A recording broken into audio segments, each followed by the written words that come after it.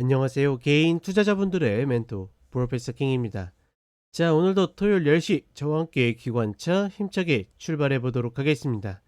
자, 이번 주 다이나믹한 한 주가 되고 있죠. 미국 시장이 꺾인 것도 꺾인 거지만 자꾸 이슈들이 발생을 하면서 개인 투자자분들의 심리를 이렇게 툭툭 건드리는 그런 일들이 좀 많이 발생을 하고 있습니다.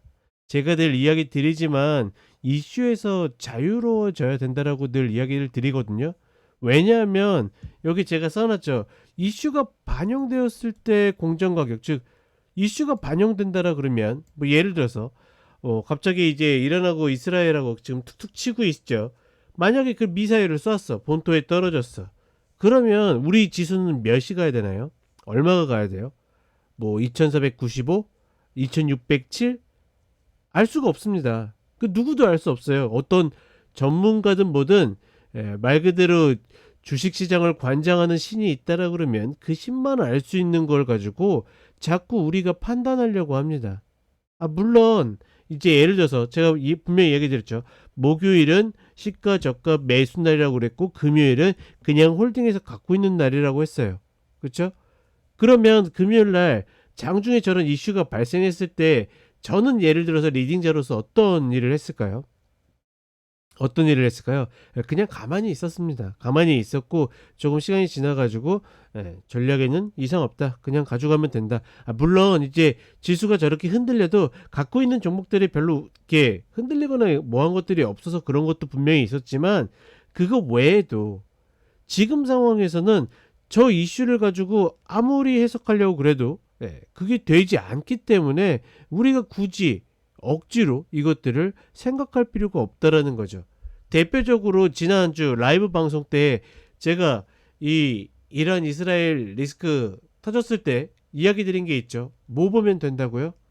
다른 거 없이 제가 뭐 하나만 보시면 됩니다라고 이야기를 드렸습니다. 그게 뭐였을까요? 그쵸, 원유죠. 원유 85불 위면 리스크가 있어가지고 시장에서 불안해하는 거고 85불 아래라고 그러면 전혀 그런 것들이 아니니까 전혀 신경 쓸 필요도 없다. 근데 그러니까 오늘이 아니죠. 어제 금요일날, 그러니까 제가 오늘이라고 이야기하는 이유는 본 방송을 지금 금요일날 늦은 저녁에 하고 있어요. 가격들 좀 이따가 좀 참고를 하시고, 장중에 이 이스라엘이 반격을 했다라고 해서 쭉 빠집니다, 시장이. 그리고 원유 같은 경우에도 어떻게 합니까? 유가도 쭉 빠지다가 갑자기 급등해요. 근데 단 2시간도 버티지 못하고 다시 85불 아래로 바로 내려오는 겁니다. 그래서 제가 저희 가족분들한테도 전쟁 리스크가 진짜면 저거 바로 90불을 가든 뭐하든 난리가 나면서 정보를 올라가야 되는데 85불 라인 아래로 바로 다시 떨어진다라는 것은 여전히 제가 그런 표현했죠. 약속대련. 서로 알려주고 서로 체면 치레하기 위해서 큰 피해 없이 그냥 말 그대로 그러니까 주고받고 명분 챙기고 그 다음에 서로 전면전으로는 가지 않을 만한, 물론 이제 그런 거 있어요. 제가 무슨 표현했냐면 우리 어릴 적에 철없을 때 학창 시절에 친한 친구랑 그냥 이렇게 툭툭 장난치다가 야 하고 이렇게 머리 한번 치고 뭐 하다가 갑자기 기분 빈정 딱 상해가지고 갑자기 주먹질로 바뀌는 경우들이 있죠. 물론 그런 경우들이 있긴 하지만 그렇게 감정적으로 치우칠 정도로 확률적으로 봤을 때는 그럴 가능성이 적기 때문에 유가 같은 경우에도 어떻게 순간적으로 올랐지만 다시 빠지는 흐름이고, 지금도 이제 금요일 저녁 시간에 제가 본 방송을 미리 좀 찍고 있는데 어떻게 합니까? 올라갔다 바로 빠지잖아요. 제가 유가는 뭐라고 했습니까? 계속 매도라고 이야기 드렸죠. 매도 관점이라고. 이 자리도 올라가지 못한다라는 것은 지금 사실 전쟁 리스크는 아무 시장에도 반영이 되지 않는다라는 겁니다. 그런데 대부분 언론에서는 오늘 뭐라고 이야기하겠습니까? 이런 이야기 때문에 금융시장이 출렁이었다. 코스피가 2600이 깨졌다. 이런 이야기들을 하겠죠. 전혀 말 그대로 사실이 아니라는 거. 그 리스크가 진짜 반영됐다라 그러면 지금 저렇게 꼴이 못 단다니까요.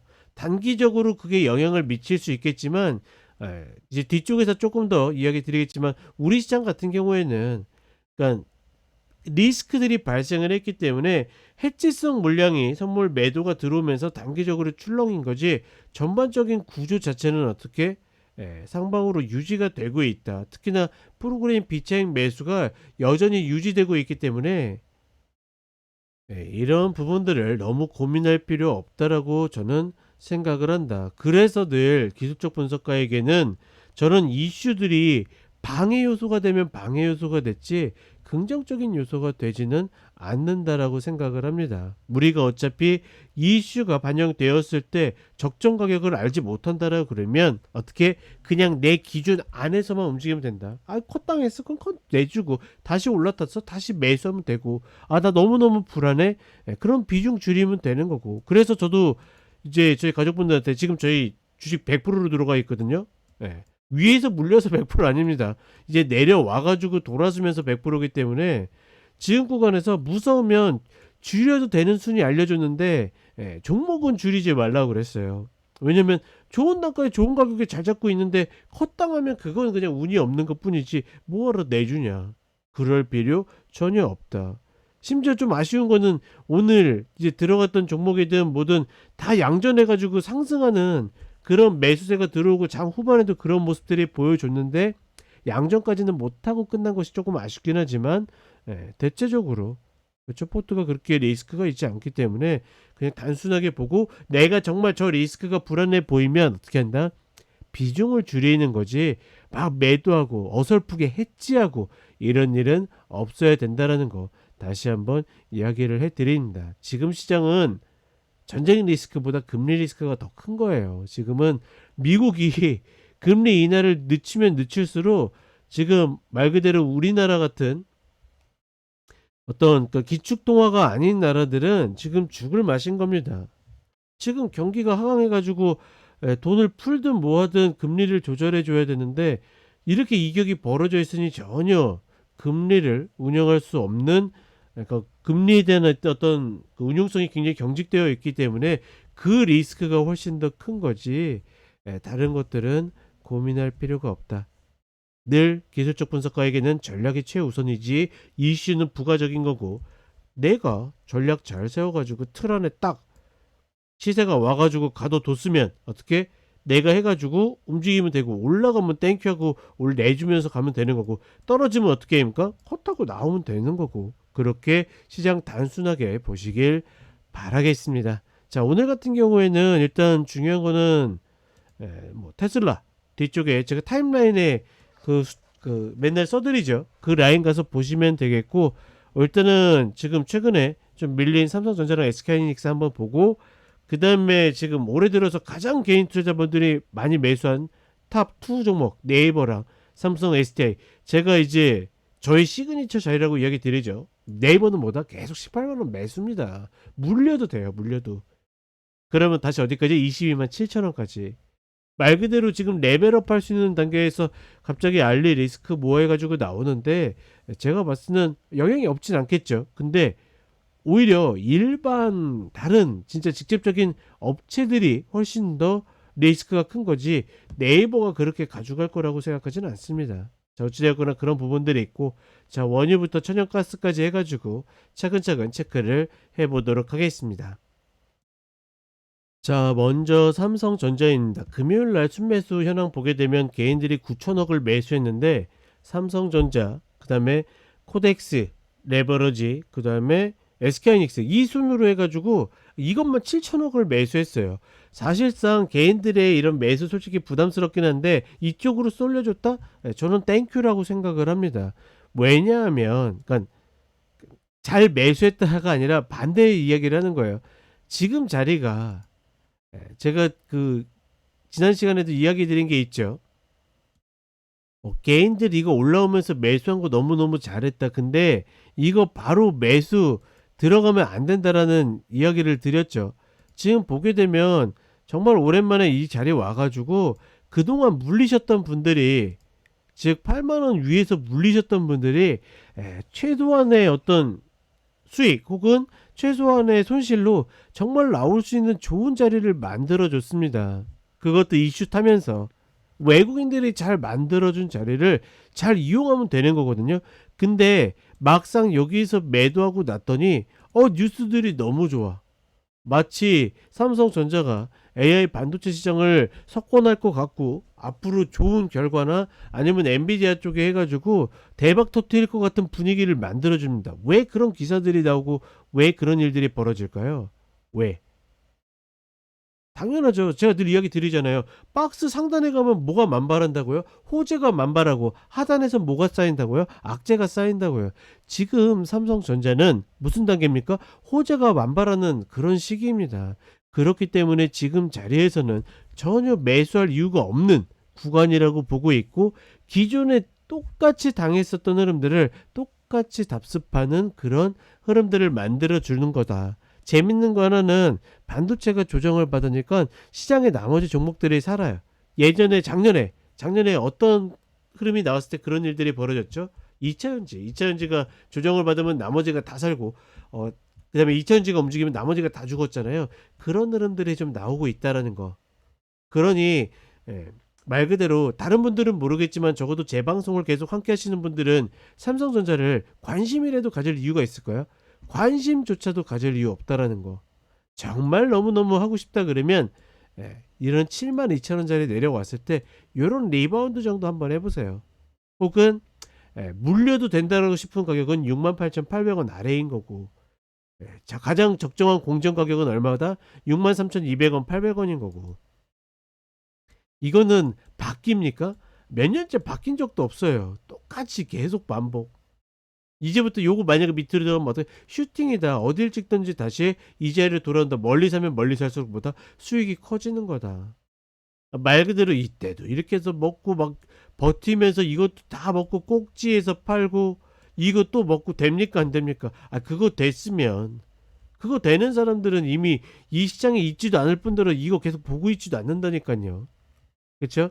그런 부분들 반드시 같이 인정을 해주시면서 가셨으면 좋겠습니다. 그러니 뭐다? 정말 매수가 급하신 분들도 이 자리에서만 접근을 한다. 자, 그 다음에 SK하이닉스. 글쎄요, 본 종목을 매매하시는 분들은 단타적 관점으로 매매하시는 건지 뭔지는 모르겠지만, 제가 정말 소식적부터 뭐라고 했죠? 삼성전자를 매매할 거면 SK하이닉스를 매매하라고 늘 이야기 드렸는데, 그 이유를 이번에도 충분히 알 수 있었고, 기존에 이제 제가 매수 드린 타이밍은 73,500원 맞이였고, 저는 93,500원, 그리고 맥스 그때 얼마였었지? 아무튼 이 구간에서는 다 끝낸다라고 봤어요. 이거는 정말 존버하시는 분들, 혹은 올라가도 내려가도 안 파시는 분들의 몫인 거고, 여기서부터 이제 떨어지기 시작하잖아요.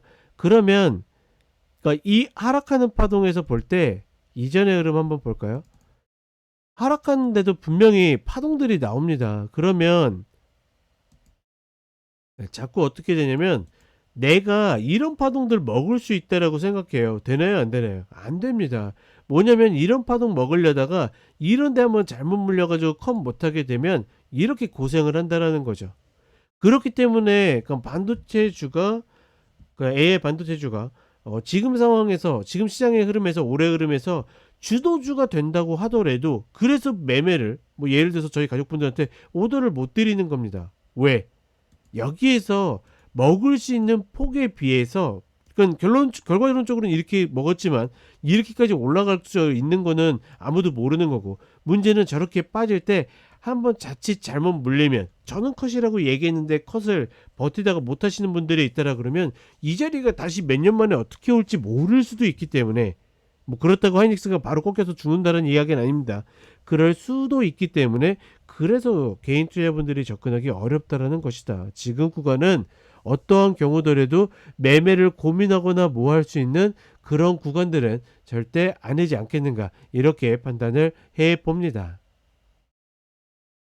자, 그 다음에 네이버입니다. 네이버는 조금만 펼쳐봐도 왜 제가 18만원을 계속 강조하는지, 물론 이게 지금 재밌는 거는 제가 이거 한번 그려놓으면 잘 지워지도 않죠. 저에게 마디는 뭐다? 생명선이다. 꾸준히 제 방송, 혹은 저와 함께 하지 않으시더라도 방송과 라이브 방송 때 보시게 되면 이 마디들이 정말 기가 막힌 흐름들을 만들어내고 있죠.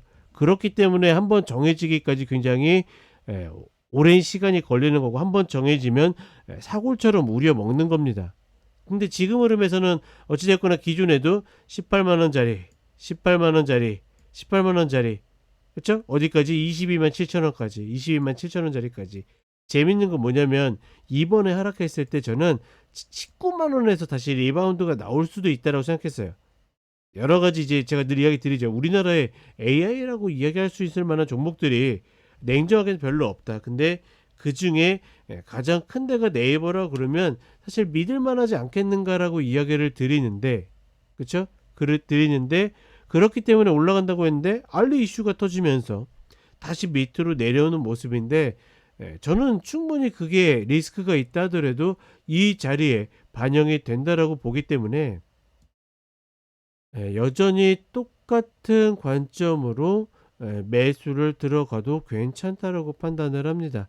따라서 지금부터는 매수를 들어가도 괜찮고, 그러니까 지금 만약에 확인하고 들어간다라고 하면 30분의 흐름 확인하는 거거든요. 근데 거의 다 왔기 때문에 사실 30분의 흐름을 확인하는 것보다 그냥 단가 18만원을 유지하는 것이 좀 더 효율적이지 않겠는가. 그동안 올해 들어서 개인 투자분들이 저 위에서 안타깝죠. 1조 6천억을 내려오는 과정에 매수를 했는데 결과론적으로 보는 게 아니라 늘 같은 자리 박스를 만들고 있으면 여기서 호재가 만발해 있으니까 매수를 들어갔을 거고, 지금은 악재가 쏟아지고 있으니까 나오고 싶을 거고 이럴 거 아닙니까? 기술적 분석가에게는 그런 이슈들은 전혀 의미가 없다, 이렇게 보시면 되겠습니다. 자, 그 다음에는 삼성 SDI입니다. 본종목은 계속 똑같은 관점으로 이야기 드리고 있죠. 45만원짜리 위에서는 추격자리가 아닙니다. 이제 와서 좋아 보이니까 매수한다 뭐한다 전혀 의미 없다라고 보고 있고, 그리고 다시 이제 꺾여서 내려왔는데 그럼 이제 또 겁나요. 더 떨어질까봐. 의미 있다 없다? 의미 없다. 뭐 하면 된다? 다시 매집을 들어가면 된다. 글쎄요, 단통 매수 구간은 솔직히 어렵습니다. 기존에 이거 떨어졌을 때도 표현은 해드렸거든요. 다시 올라오긴 올 건데 멀리서 사면 되는데 어디 찍을지 모르겠다. 이때도 사실 타점을 맞추진 못했습니다. 그러니까 저는 뭐 제 특기 중에 하나가 타점을 맞추는 거니까. 근데 매집 관점에서는 크게 무리가 없다라고 보고 있고, 여전히 2차전지 대형주 내가 그냥 맘 편히 매집한다는 관점에서는 삼성 SDI가 최선호주다, 이렇게 보시면 되겠다. 아무리 봐도 단통은 좀 어렵다라고 느껴집니다. 자, 그 다음에 이제 매국 종목 TMF 좀 먼저 하겠습니다. 짧게 이야기 드리면 지금 구간은 제가 표현해 드렸죠. 뭔지도 모르는 분들도 접근하는 구간이라고 기존에도 이야기 드렸지만, 이때 당시에 이야기 드렸던 게 도저히 주식시장에 넌더리가 난다라 그러면 이쪽으로 그냥 몰빵 타가지고 65불까지 노리면 된다. 올라왔고, 그 다음에 이거 드신 분들은 55에서 65 먹어도 된다. 살짝 못 닿았고 먹고서 수익 냈지만 어떻게 합니까? 다시 밑으로 내려오고 있죠. 물려도 상관없다. 근데 어떻게 45불짜리부터는 이게 뭔지도, 그러니까 이때랑 똑같은 개념인 겁니다. 이게 뭔지도 몰랐던 분들도 들어가도 된다. 물렸다? 물려도 가져가도 된다. 분기별 배당 나오고 충분히 버틸 수 있는 요량이 있고, 대신 매일 주식처럼 쳐다보지 마라. 어차피 방향성은 정해져 있고 금리 인하 내년으로 미뤄진다? 괜찮다. 배당 먹으면서 버티면 되지. 미 국채를 믿지 못하면 무슨 리스크를 지겠다고. 그럴 거면 예금 들어가지 왜 이 시장에 있겠습니까? 그렇죠? 그럴 만한 구간입니다. 저는 이렇게 단순하게 이야기를 드리도록 하겠습니다. 금리에 관한 이야기는 워낙 많이 이야기 드리고 있기 때문에 생략하겠다. 자, 그 다음에 테슬라로 오겠습니다. 테슬라는 그러니까 매집 관점에서는 똑같습니다. 180불 아래에서 중기, 단기, 장기 그동안 참고 노리셨던 분들 들어가도 된다. 누군가 또 그럴 수 있어요. 아니, 여기서 들어간다고 했는데 지금 이거 물린 거 아니냐? 물릴 수도 있죠. 지금 이 아래에서 물리는 게 낫겠습니까? 이 위에서 물리는 게 낫겠습니까? 그러니까 사람 마음이 아무리 그렇게 변한다 하더라도 그렇게 이야기하면 안 되죠. 그렇죠? 그동안에 이 같은 관점과 시황으로 먹을 수 있었던 게 얼만데, 그렇죠? 여기에서 저점 나왔다. 매수다, 매수. 아무리 못해도 150불이고 목표는 180불이고 나눠서 230불. 이 위로는 솔직히 모르겠다. 따라가면 안 된다. 장기 갖고 있는 사람들 나와도 된다. 122평에 다시 들어가면 된다. 나왔다. 여기 어떻게 다시 나와야 된다. 좋은 패턴 아니다. 그리고 다시 어떻게 120평 아래에서 매수하면 된다. 저항받았다. 나와도 된다. 그쵸? 장기 갖고 있는 사람들 지금 이 시황만 활용해도 갖고 있던 물량들이 몇십 프로가 늘었을 텐데, 그리고 그게 아니라 내가 단타 혹은 중타, 장타 매수를 신규로 대기하시는 분들은 어떻게 기다려라. 단가는 180불 아래다. 그 자리 내려왔고, 근데 어떻게 합니까? 아주 단순하게 지지가 저항으로 바뀌어 있기 때문에 밀려 내리는 것 뿐이고, 그리고 제가 테슬라에 대해서 이 위에서도 늘 드린 이야기가 있죠. 누가 때리는지는 모르겠는데 계속 매도 맞고 있다. 그리고 이 구간에서 특히나 이제 제가 그 이야기를 강조해 드렸던 게, 혹시나 이제 착각하실까봐 이 구간에서 계속 이야기 드린 게 뭐다? 지수 때문에 살아나고 있지 종목은 계속 매도 맞고 있다. 그러니 헷갈리면 안 된다. 결국은 내려와가지고 깨져 내려가고 있죠. 단통은 뭐다? 요거 내려왔을 때 이야기 드렸죠. 단통으로 들어가고 싶으면 150불 깨지면 나와야 된다. 깨졌어요. 어제 종가 같은 경우에도 150불이 깨져서 마감이 됐었기 때문에 당연히 좋지 않은 흐름입니다.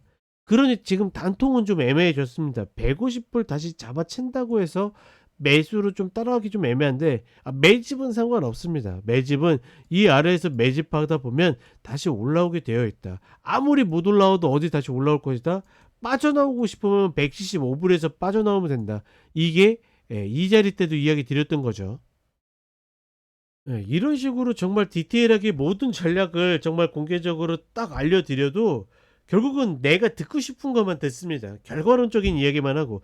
그러면 예를 들어서 기술적 분석을 굉장히 처음에는 신뢰하고 괜찮은데라고 했다가 결국은 자기 마음대로 가는 거예요. 내가 이미 답을 정해놓고 매매를 하기 때문에. 저는 적어도 제 방송을 보시는 분들이 그러지 않으셨으면 좋겠고, 얘는 일단 단통 쪽은 딛는 패턴이 나와야 된다고 봅니다. 예를 들어서 지금 이제 금요일장이, 미국 시장이 이제 좀 있으면 시작이 되겠죠. 시작되면 시가 저가 양봉으로 나온다라고 그러면 다시 저점 컷으로 내가 좀 판단할 수 있는 분들은 따라가도 돼요. 근데 그게 나오지 않는다? 시기 초부터 흔들면서 간다? 그러면 또 매수 못하는 거예요. 근데 그게 아니라 매집하는 관점에서는 땡큐 하면서 더 잡으셔도 상관없다. 저 라인까지는 반드시 다시 올라올 가능성이 높다. 이렇게 인지를 하시면 되겠습니다. 자, 그 다음에 원유입니다. 원유 심지어 저점을 지금 깨려고 내려가고 있죠. 이런 거 보시게 되면 재밌죠. 그렇죠? 왜 전만은 계속 매도만 보고 있고 85불이 왜 그렇게 중요한 거고 저 자리 다시 깨지면 왜 매도라고 했는지 궁금하지 않습니까? 궁금하신 분들은 별거 없습니다. 저희 차기 사러 오세요. 정말 저 소정의 비용으로 참 뽑아봐야 할 것들 많습니다. 내가 시장에서 몰랐었던 것들, 심지어 이제 좀 있으면 저희 새로운 또 프로그램을 차기사 2.0 해가지고 오픈하게 되어 있는데, 거기에 이제 제가 좀 기초적인 부분들을 축약해가지고 기술 백과사전이라는 걸 이미 저희 가족분들한테 공개하고 있습니다. 그것들을 이제 유튜브 쪽에서도 또다시 런칭을 할 텐데, 그 이야기들을 듣다 보면 내가 시장에서 이미 알고 있었던 것들은 적어요. 제가 기초라고 이야기하지만 다른 사람처럼 뭐 이평을 얘기하고 뭐하고 하는 게 아니라 제가 만들어낸 통계와 확률을 이야기하거든요. 물론 수급 구조를 이야기까지는 단숨에 되진 않습니다. 이걸 이론적으로 단숨에 이야기할 수 있으면 제가 이미 책을 썼겠죠. 근데 그렇게 정의될 만한 내용들은 시장에 쉽게 풀리고 쉽게 사라지고 쉽게 익숙해지기 때문에 내 무기가 될 수 없다라는 거. 이미 이렇게 되고 있는데 우리는 뉴스 보고 뭐라고 생각합니까? 오늘 코스피가 전쟁 저 리스크 때문에 하락했구나. 전쟁 어떡하냐 걱정하고 있겠죠.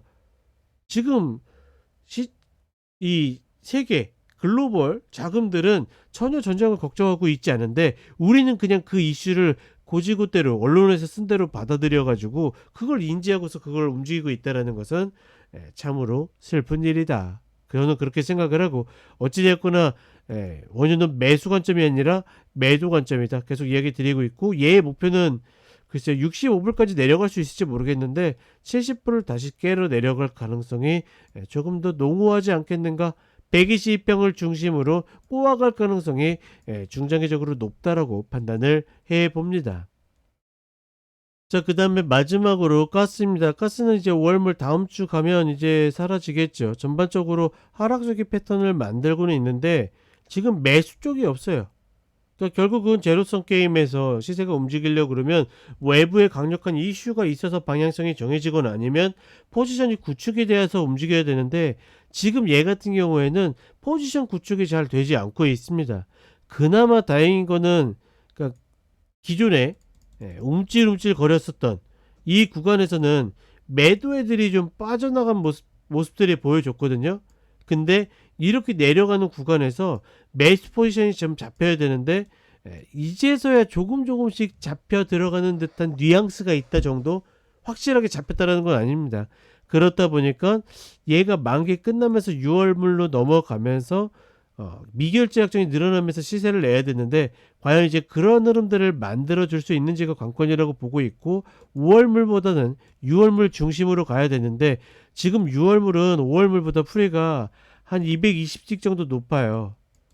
그렇다 보니까 지금 얘가 다시 1.611까지 내려가게 되면 상당한 리스크들이 있죠. 지금 이 내용들 제가 저희 차기사 카페에 공개 전략으로 올려놨으니까 누구든지 확인할 수 있으니까 한 번 더 확인을 하시면 되겠고, 어찌됐거나 이 리스크가 있기 때문에 지금 막 승부 걸면서 매수해도 좀 들어왔어? 그럼 한번 승부 걸어볼까? 이게 안 됩니다.